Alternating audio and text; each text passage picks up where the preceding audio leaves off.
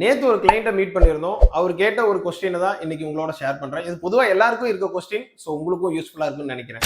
2 வீடு, அதாவது கீழே கிரவுண்ட் ஃப்ளோர்ல ஒரு வீடு இருக்கு, ஃபர்ஸ்ட் ஃப்ளோர்ல ஒரு வீடு இருக்கு.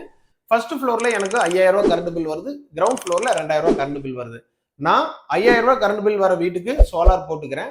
இதோட சப்ளை எடுத்துட்டு வந்து கீழே கொடுத்து நான் யூஸ் பண்ணிக்க முடியுமா அப்படின்னு சொல்லி கேட்டிருந்தாரு.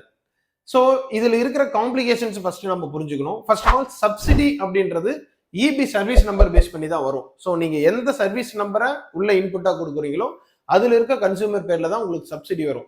அப்படி பார்க்கும்போது ஒரு சர்வீஸ்க்கு ஒரு சப்சிடி அப்படின்றது கேரண்டீடா உங்களுக்கு கிடைச்சிரும். First point. ரெண்டாவது வந்து பாத்துட்டீங்கன்னா, இந்த ஃபர்ஸ்ட் சப்சிடியில நீங்க போடுற வீட்டுல நெட் மீட்டரிங் ஃபிக்ஸ் பண்ணுவாங்க. இந்த நெட் மீட்டரிங் என்ன பண்ணுன்னா, நீங்க சோலார்ல உற்பத்தி பண்ணது போக எக்ஸஸா இருக்கிற பவர் இபிக்கு கொடுக்கும்போது அது ரீடிங் எடுத்துக்கும். ஸோ நீங்க கொடுக்குற ரீடிங் பவர் வந்து அந்த மீட்டர் ரீடிங்ல இருக்கும். எண்ட் ஆஃப் தி மந்த் என்ன பண்ணுவாங்கன்னா, நீங்க இபிக்கு எவ்வளவு கொடுத்தீங்க, இபில இருந்து எவ்வளவு வாங்குனீங்க, இந்த டிஃபரன்ஸ் தான் உங்களோட பில். இந்த கீழே கிரவுண்ட் ஃப்ளோர்ல இருக்க வீடு இருக்கு இல்லைங்களா, இந்த வீடை பொறுத்த அளவுக்கு நீங்க சப்சிடியில இன்ஸ்டால் பண்ணாத பட்சத்துல அது ஒரு நார்மல் வீடு தான். இப்போ உங்களோட எலக்ட்ரிசிட்டி லைனை இந்த வீட்டுல கொண்டாந்து கொடுக்கும் போது இங்க என்ன நடக்கும் அப்படின்னா, பொதுவா பை டைரக்ஷனல் மீட்டர்ஸ் மட்டும்தான் நீங்க கொடுக்கறது வாங்குறது, அதாவது இம்போர்ட் எக்ஸ்போர்ட் இந்த ரெண்டையுமே ரீடிங் எடுக்கும்.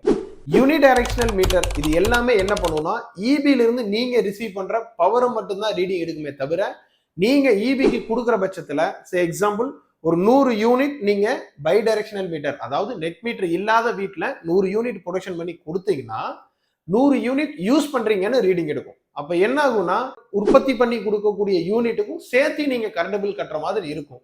ஸோ இது ஒண்ணு. ரெண்டாவது வந்து எலக்ட்ரிக்கல் சேஃப்டி, இதையும் நம்ம பார்க்க வேண்டியதா இருக்கு. ஏன்னா பை டைரக்ஷனல் மீட்டரை பொறுத்தளவு என்னன்னா, உங்களோட இன்புட் அவுட்புட் இந்த ரெண்டையுமே அது ரீடிங் எடுத்துக்கும். ஆனா யூனி டைரக்ஷனல் மீட்டர்ல இது எப்படி வந்து ப்ரோக்ராமிங் பண்ணியிருக்காங்க, இது மீட்டருக்கே டேமேஜ் பண்ணுமா அப்படின்றது ஒன்லி இபி அஃபிஷியல்ஸ்க்கு தான் தெரியும். நம்மளா டைரக்டா கொண்டு போய் எந்த ஒரு மீட்டர்லயும் கொடுக்க கூடாதுங்க. ஸோ ஒரு இடத்துல 2 சர்வீஸ் இருக்கு அப்படின்னா, 2 சர்வீஸ்லயுமே ஒருத்தர் சோலார் யூஸ் பண்ணணும்னு நினைச்சாருன்னா நீங்க 2 சோலார் சிஸ்டம் போட்டா மட்டும்தான் முடியும். அப்படி இல்லைன்னா அந்த 2 சர்வீஸையும் மெர்ஜ் பண்ணி ஒரே சர்வீஸுக்கு சோலார் போட்டா போடலாம். ஒரு சர்வீஸ்ல போட்ட பவரை எடுத்துட்டு இன்னொரு சர்வீஸ்ல கொடுக்கலாம் அப்படின்றது ரொம்பவுமே தப்பான மெத்தடு. அது எத்திக்கலாவும் இருக்காதுங்க. ஸோ இது மாதிரியான சோலார் சம்பந்தமா எந்த கேள்விகள் இருந்தாலும் நீங்க எங்களை கேட்கலாம். கீழே தெரியுற இந்த நம்பருக்கு நீங்க வாட்ஸ்அப் பண்ணுங்க, எங்க டீம் உங்களுக்கு கைட் பண்ணுவாங்க. மறக்காம இந்த வீடியோவை உங்க ஃப்ரெண்ட்ஸுக்கு ஷேர் பண்ணிருங்க, சப்ஸ்கிரைப் பண்ணிருங்க. தேங்க்யூ.